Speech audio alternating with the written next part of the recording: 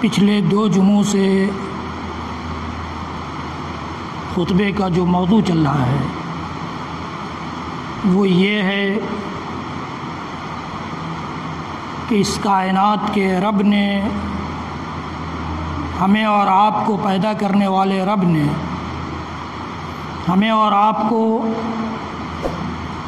اپنی روشن شریعت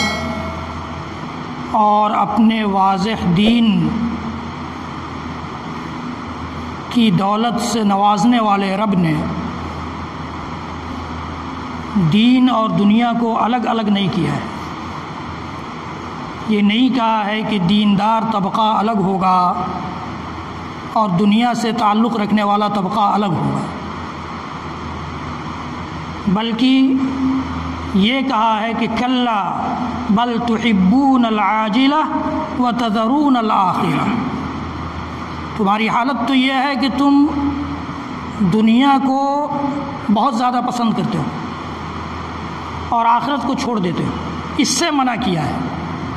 ہمارے رب نے ہمیں ایسا دیکھنا چاہا ہے کہ دنیا سے تعلق رکھنے کے ساتھ ساتھ رب کا تعلق ٹوٹ نہ جائے، دنیا سے تعلق رکھنے کے ساتھ ساتھ رب کو ہم بھلا نہ دیں۔ یہ رب چاہتا ہے، یہ نہیں چاہتا کہ دنیا سے بالکل کٹ چھٹ کر ہم رب کے ہو کر رہ جائیں، ایسا نہیں چاہتا۔ دین کو فالو کرنا ہے دنیا میں رہتے ہوئے، دین کے احکام کو، رب کائنات کے ارشادات کو، رسول اکرم صلی اللہ تعالیٰ علیہ وسلم کے پیغامات کو اسی زندگی میں جیتے ہوئے، اسی زندگی کو گزارتے ہوئے، اسی زندگی کے شب و روز کو گزارتے ہوئے ہمیں اور آپ کو فالو کرنا ہے، ماننا ہے اور ان چیزوں کو نظر انداز نہیں کرنا ہے۔ نظر انداز کر کے صرف دنیا کے ہو جائیں، اللہ تعالیٰ یہ بھی نہیں چاہتا، اور دنیا چھوڑ کر صرف دین میں آ جائیں، ایسا بھی نہیں ہے۔ اللہ رب العالمین نے اس آیت کریمہ میں جو سورہ نحل کی ہے، میں نے آپ کو پچھلے 2 جمعے میں بتایا کہ اللہ تعالیٰ یہ چاہتا ہے کہ ایمان کی حالت میں بندہ عمل صالح کرے۔ ایمان کی مختصر تشریح میں نے یہ کی تھی کہ ایمان کی بنیاد ہے 2 چیزوں پر، ایک تو رب کائنات کی توحید اور دوسرے امام کائنات کی پیروی۔ اس کائنات کے رب کی توحید اور اس کے معنی اور مفہوم اور تقاضے جب تک ہم پورا نہیں کریں گے،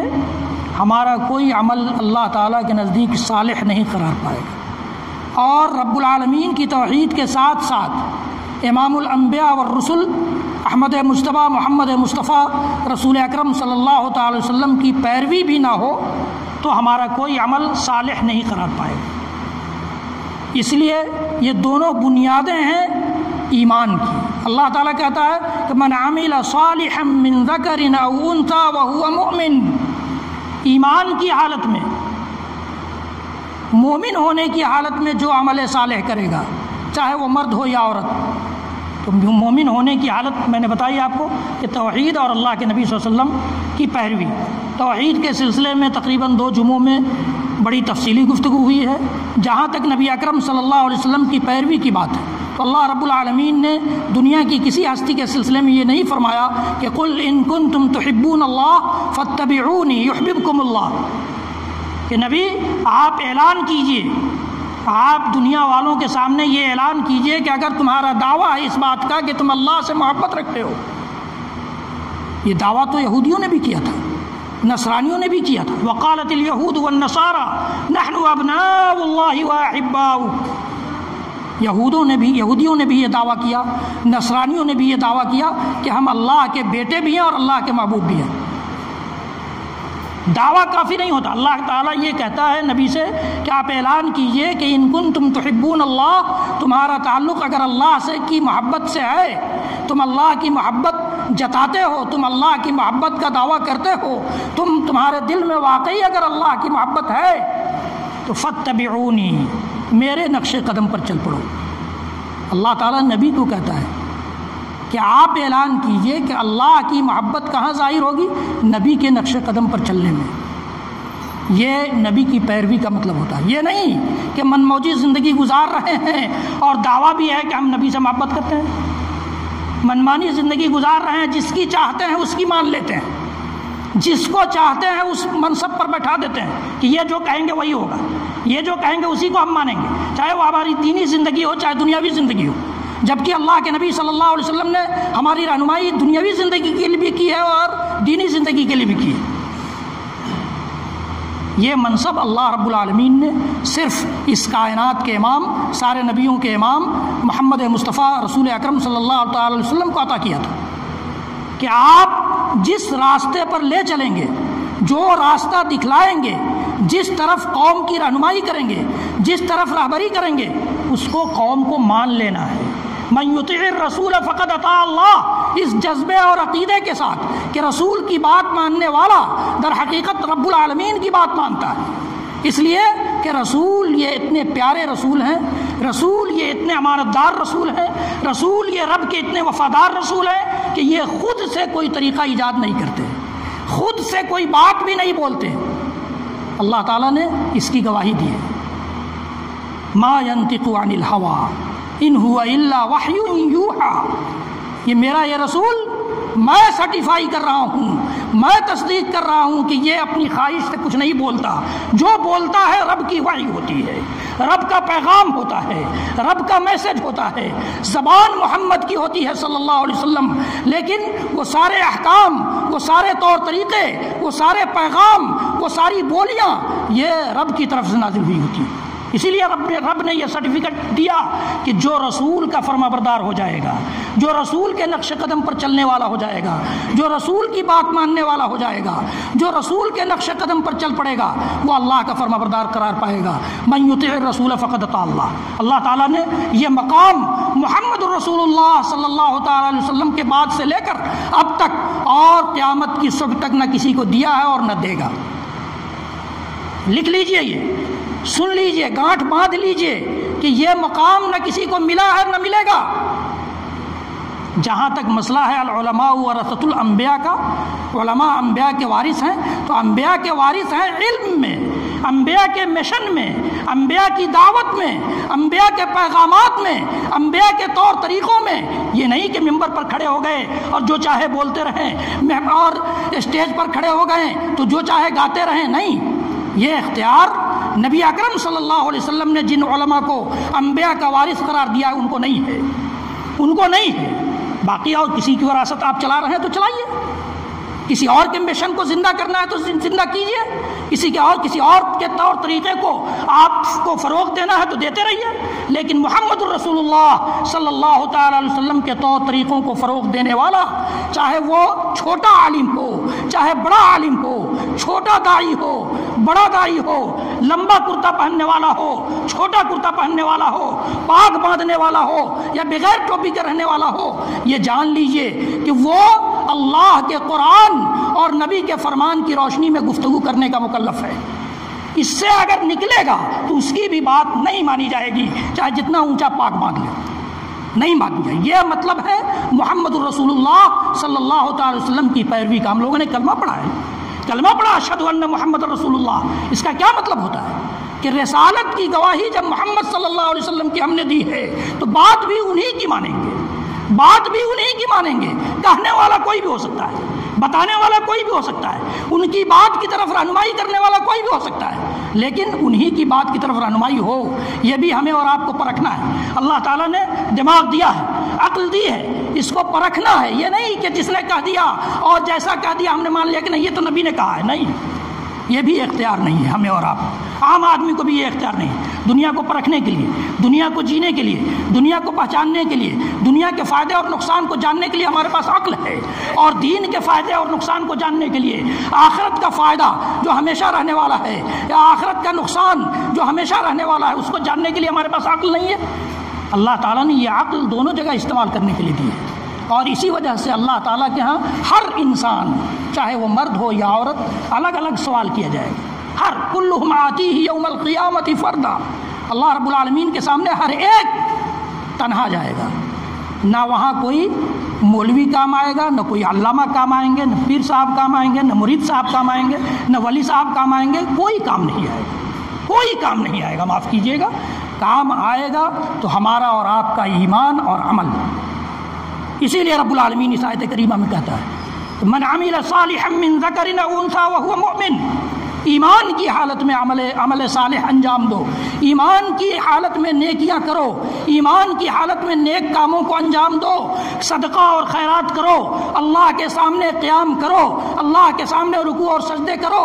اور رب العالمین نے معاشرے میں زندگی جینے کا جو سلیقہ سکھلایا ہے، رسول اکرم صلی اللہ تعالیٰ علیہ وآلہ وسلم نے معاشرے میں سماج میں زندگی جینے کا جو سلیقہ سکھلایا ہے، ان طریقوں کو بھی اختیار کرو۔ یہ نہیں کہ نماز پڑھ لی ہم نے اور دیندار ہو گئے، اور روزہ رکھ لیا ہم نے اور دینداری کا سرٹیفکیٹ مل گیا، حج اور عمرہ کرایا حاجی صاحب کہلا گئے، نہیں، صرف اس کا نام دین نہیں ہے۔ ہمارا دین کسی بھی موقع پر خاموش نہیں ہے، کسی بھی موقع پر خاموش نہیں ہے، اور کسی بھی جانب رہنمائی کرنے سے قاصر نہیں ہے۔ اللہ کے رسول صلی اللہ علیہ وسلم نے فرمایا ہے کہ تم کو میں نے ایسی شریعت، ایسی روشن شریعت پر چھوڑا ہے، لیلھا کنہارھا، اس میں رات بھی ہے وہ بھی دن کی طرح سے، دن کی طرح روشن ہے، لا یزیغ عنہا الا ہالک، اس سے وہی منہ موڑتا ہے جس کو ہلاک ہونا ہوتا ہے۔ یہ اللہ کے رسول صلی اللہ علیہ وسلم نے فرمایا۔ تو اللہ تعالیٰ نے یہ مقام اس کائنات کے امام محمد عربی صلی اللہ تعالی وسلم کو دیا ہے کہ ان کی ہر بات مانی جائے گی، ہر بات مانی جائے گی۔ اللہ تعالیٰ نے یہ مقام سورہ محمد کی ایک آیت میں دیتے ہوئے فرمایا کہ یا ایھا الذین آمنوا اطیعوا اللہ واطیعوا الرسول ولا تبطلوا اعمالکم، ولا تبطلوا اعمالکم۔ عمل صالح کی بات ہو رہی ہے کہ عمل صالح کب مقبول ہوگا؟ اے ایمان والو، اللہ کے ماننے والے بن جاؤ، رسول اللہ کے ماننے والے بن جاؤ، اللہ کی فرما برداری سیکھ جاؤ، رسول اللہ کی فرما برداری جان جاؤ، اور اپنے اعمال کو برباد نہ کرو، اپنے اعمال کو برباد نہ کرو۔ معلوم یہ ہوا کہ اگر اللہ کی اطاعت چھوڑ دی جائے، صرف رسول اللہ کا نعرہ لگایا جائے، اور یا صرف رسول اللہ کی اطاعت کی جائے، اللہ کی اطاعت نہ کی جائے، یا صرف اللہ کی بات مانی جائے، کہا جائے کہ ہم صرف قرآن کو مانیں گے، حدیثوں میں تو لوگوں نے بہت فرد کیا۔ ایک طبقہ، ایک جماعت ایسی بھی پیدا ہوئی اسی سرزمین پر ہے، وہ کہتی ہے کہ نہیں ہم حدیث نہیں مانتے، قرآن صرف مانیں گے۔ قرآن کو ماننے والا حدیث نہ مانے، یا حدیث کو ماننے والا قرآن نہ مانے،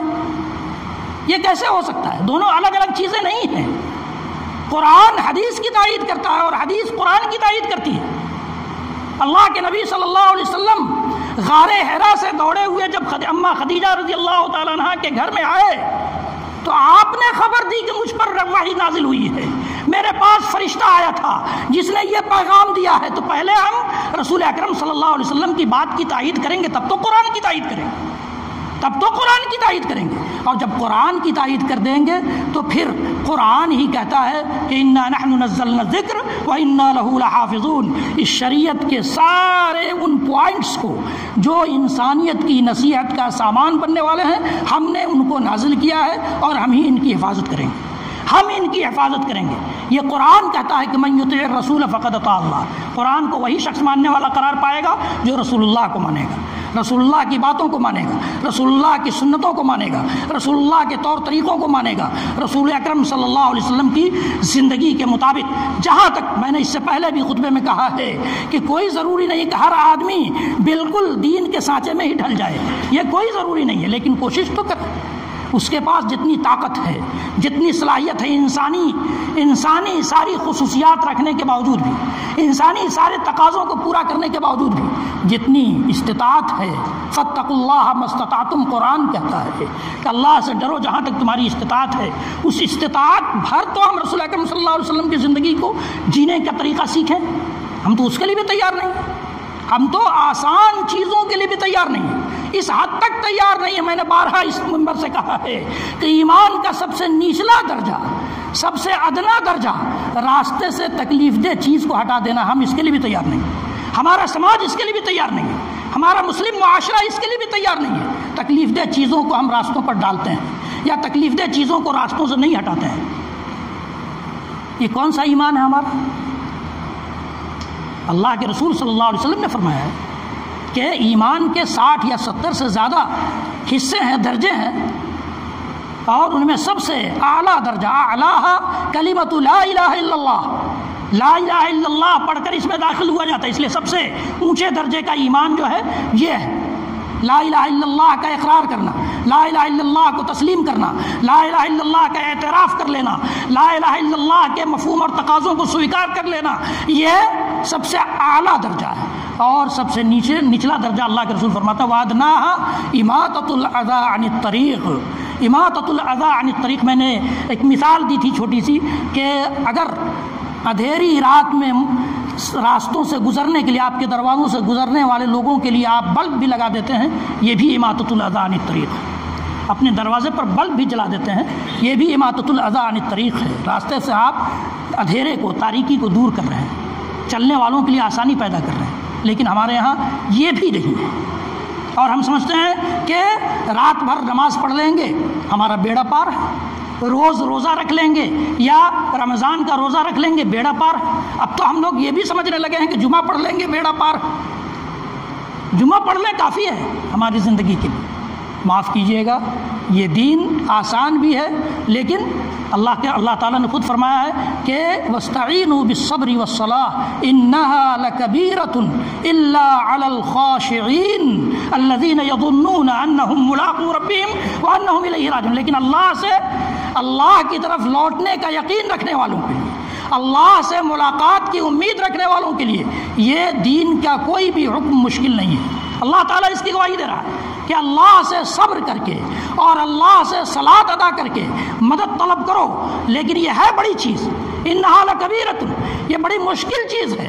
لیکن ان لوگوں کے لیے مشکل نہیں ہے جو خشوع رکھنے والے ہیں، جو خضوع رکھنے والے ہیں، جو اللہ سے ڈرنے والے ہیں، جو اللہ سے ملاقات کی امید رکھتے ہیں، جو اللہ کی طرف لوٹنے کا یقین رکھتے ہیں، ان کے لیے بڑی چیز نہیں ہے۔ تو یہ ہمیں اور آپ کو سیکھنا ہے۔ اللہ تعالیٰ نے فرمایا کہ اگر اپنے اعمال کو رب العالمین کے دربار میں قبولیت کا شرف بخشوانا ہے تو میری بات مان لو اور میرے رسول کی بات مان لو۔ یہ مقام صرف رسول اکرم صلی اللہ علیہ وسلم کو ملا ہے، صرف رسول اکرم صلی اللہ علیہ وسلم کو ملا ہے۔ اور جو لوگ رسول اکرم صلی اللہ علیہ وسلم کی فرما برداری نہیں کرتے، بات نہیں مانتے، دوسرے بڑوں کے چکر میں پڑ جاتے ہیں، دوسرے بڑوں کے چکر میں پڑ جاتے ہیں، سرداروں کے چکر میں پڑ جاتے ہیں، اللہ تعالیٰ نے اس کی وضاحت کی ہے قرآن پاک میں۔ چونکہ مکہ والوں کے یہاں یہ ساری بیماریاں تھیں، مکہ والے بھی یہی کہتے تھے کہ ہم ان جتنے بتوں کو بھی پوجتے ہیں یہ سب رب کے ہاں ہماری سفارش کریں گے، اس لیے پوجتے ہیں، اس لیے چڑھاوا چڑھاتے ہیں، اس لیے ان کے سامنے سجدے کرتے ہیں، اس لیے ان کے سامنے رکوع کرتے ہیں، ان کے نام کی نذر و نیاز مانتے ہیں، ان کے نام کی قسم کھاتے ہیں، ان کو بڑا سمجھتے ہیں۔ یعبدون من دون اللہ ما لا یضرهم ولا ينفعهم ویقولون هؤلاء شفعاؤنا عند اللہ، یہ ہمارے سفارشکار ہوں گے اللہ کے نزدیک، اس اللہ کے نزدیک جو اللہ کہتا ہے کہ میرا بندہ جب میرے بارے میں پوچھے اذا سألک عبادی عنی تو کہہ دو فإنی قریب، میں تو قریب ہوں۔ قریب رہنے والے رب کے لیے سفارش کی کیا ضرورت ہے؟ قریب رہنے والے کے لیے سفارش کی کیا ضرورت ہے؟ اور وہ بھی قربت کی بھی وضاحت ہو گئی کہ نحن اقرب الیہ من حبل الورید، اس کے شہ رگ سے زیادہ میں قریب ہوں۔ اب کس سفارش کی ضرورت ہے؟ کس بڑے کی ضرورت ہے؟ رب کو بڑا جان لیجئے، اور رب کے بھیجے ہوئے پیغمبر، اس کائنات کے امام، سارے نبیوں اور رسولوں کے امام، ہم سب کے امام، ہم سب کے قدوہ، ہم سب کے پیشوا، ہم سب کے رہنما، ہم سب کے نبی اور رسول محمد عربی صلی اللہ تعالی وسلم کو بڑا جان لیجیے، اس لیے کہ قرآن بھی یہی چاہتا ہے اور رسول اکرم صلی اللہ علیہ وسلم نے بھی اسی مشن کو آگے بڑھایا ہے، اسی دعوت کو آگے بڑھایا ہے کہ اس کائنات میں رب کی چلے گی اور رب کے بھیجے ہوئے رسول کی چلے گی۔ جس پر رسول کی مہر نہیں لگی ہوگی رب بھی اس کو ٹھکرا دے گا، رب بھی ٹھکرا دے گا۔ اور رسول کی مہر اگر لگی ہے تو میں نے مثال دی ہے اسی ممبر سے کہ شیطان ابلیس نے بھی اگر کوئی بات بتائی ہے، محمد الرسول اللہ کی مہر اس پر لگ گئی ہے تو اس کو تسلیم کیا جائے گا۔ امام بخاری رحمۃ اللہ علیہ کا وہ واقعہ بیان کر کے میں اپنی بات ختم کرتا ہوں۔ امام بخاری رحمۃ اللہ علیہ نے یہ اپنی کتاب میں ذکر کیا ہے کہ ابو ہریرہ رضی اللہ تعالیٰ عنہ کو اللہ کے رسول صلی اللہ علیہ وسلم نے زکوٰۃ یا صدقے کی آئی ہوئی جائیداد یا صدقے کے مال جو مسجد نبوی میں رکھا ہوا تھا اس پر نگراں مقرر کیا کہ رات میں تم نگرانی کرو گے، رات میں چوکیداری کرو گے۔ ایک رات آپ چوکیداری کر رہے تھے کہ ایک شخص آیا بڑے بزرگ قسم کا اور اس میں سے نکالنے لگا۔ ابو ہریرہ رضی اللہ تعالیٰ عنہ نے اسے پکڑا کہ تم نے بہت بڑی خیانت کی ہے، تم چور ہو، چوری کر رہے ہو۔ اس نے بہت زیادہ ریکویسٹ کیا، بہت زیادہ منت سماجت کی کہ نہیں میں چوری نہیں کر رہا تھا، لیکن مجھے ضرورت تھی اس لیے میں اس میں سے کچھ لے رہا تھا کہ مجھے آج معاف کر دو، میں پھر آئندہ کبھی نہیں آؤں۔ انہوں نے چھوڑ دیا کہ ٹھیک ہے۔ دوسری رات پھر وہ آ گیا، دوسری رات بھی اس نے کچھ منت سماجت کی، ابو ہریرہ رضی اللہ تعالیٰ نے چھوڑ دیا۔ تیسری رات بھی آ گیا، کہا کہ آج میں تم کو نہیں چھوڑوں گا، اس لیے کہ 3 غلطی کے بعد تو دربار رسالت میں پیشی تمہاری ہونی ہی ہونی ہے۔ کہا کہ ٹھیک ہے آج بھی چھوڑ دو، میں تمہیں ایک نسخہ بتا دیتا ہوں، اس نسخے پر عمل کر لو گے تو تمہارا مال، تمہاری جان، تمہارا گھر، تمہاری آبرو سب محفوظ ہو جائے۔ اس کا کتنا یقین تھا، ہمارا کتنا یقین ہے، اور اگر یقین ہے تو اس یقین سے متعلق یا اس یقین کے مطابق ہم کتنا عمل کرتے ہیں۔ اس نے کہا کہ دیکھو آیت الکرسی پڑھ لیا کرو، آیت الکرسی پڑھ لیا کرو، تمہارا مال بھی محفوظ، تمہاری جان بھی محفوظ، تمہاری عزت و آبرو بھی محفوظ، تمہارا گھر بھی محفوظ۔ اور ہم حفاظت کے لیے کیا کرتے ہیں؟ تعویذ لٹکاتے ہیں، کیل ٹھکواتے ہیں۔ انا للہ و انا الیہ راجعون۔ کیا عقیدہ ہو گیا ہے میرا بھائی ہمارا؟ ہمارے رسول نے جو بتایا اس پر ایمان نہیں ہے۔ کہا کہ آیت الکرسی پڑھ لیا کرو، محفوظ ہو جاؤ گے، اور اس کے بدلے آج مجھے چھوڑ دو۔ ابو ہریرہ رضی اللہ تعالیٰ نے چھوڑ دیا، اور سارا واقعہ کل ہو کر کے امام کائنات، امام الانبیاء اور رسول محمد مصطفیٰ رسول اکرم صلی اللہ تعالیٰ علیہ وسلم سے بیان فرمایا۔ تو آپ نے کہا کہ تم جانتے ہو کہ وہ کون تھا؟ وہ شیطان تھا، وہ شیطان تھا، لیکن اس نے جو نسخہ بتایا ہے وہ صحیح نسخہ ہے۔ اللہ اکبر۔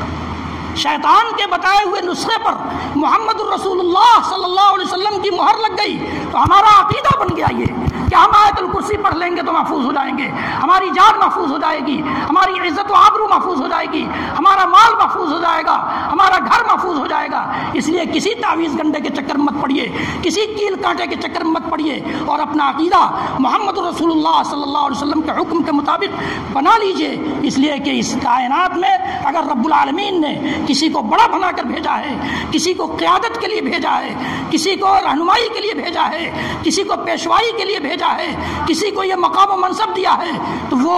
رحمت للعالمین شفیع المذنبین احمد مجتبیٰ محمد مصطفیٰ رسول گرامی علیہ الصلوۃ والسلام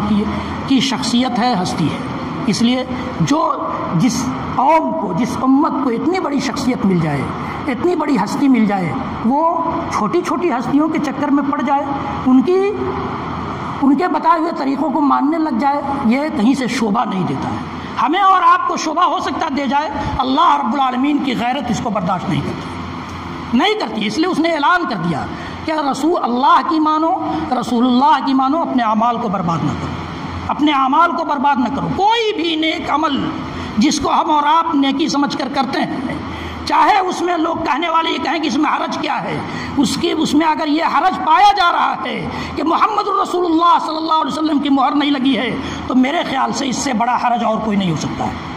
اس سے بڑا حرج اور کوئی نہیں ہوگا کہ اس پر ہمارے امام کی مہر نہیں لگی ہے، جس ذات گرامی کا کلمہ ہم پڑھتے ہیں، جس کی رسالت کی گواہی دیتے ہیں، اس کی مہر نہیں لگی۔ اس سے بڑا حرج ایک مسلمان کے لیے، ایک مومن کے لیے کیا ہو سکتا ہے؟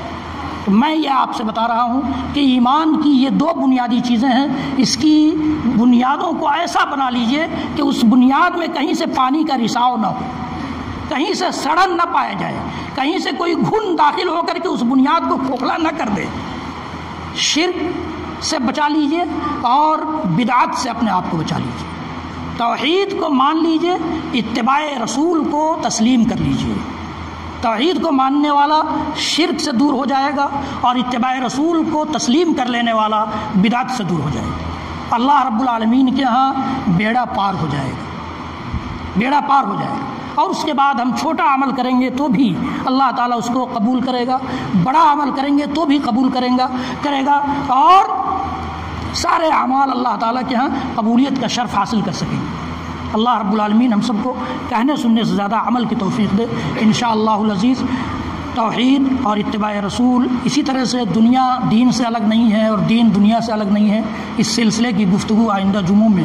ہوگی۔ رب العالمین ہم سب کو کہنے سننے سے زیادہ عمل کی توفیق بخشے۔